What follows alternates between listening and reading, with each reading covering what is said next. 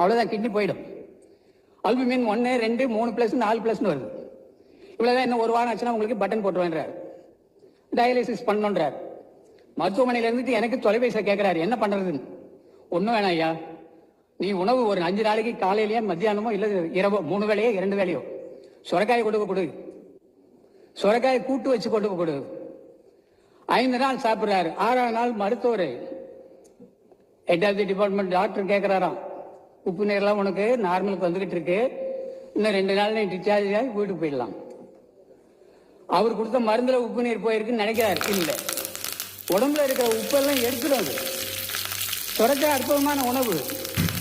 கர்ப்பிணி ஸ்திரீகள் என்கிட்ட சொல்லுவாங்க, கால் நீங்கி போச்சு ஐயா, முகம் நீங்குது ஐயா. சுரைக்காய் இலையை கூட்டு பண்ணி சாப்பிட்டு, சுரைக்காய் காயை சாப்பிட்டு சரியாச்சே. போய் அல்புமின் எடுக்கிறார். கெரோட்டின்றாங்க. கெரோட்டின்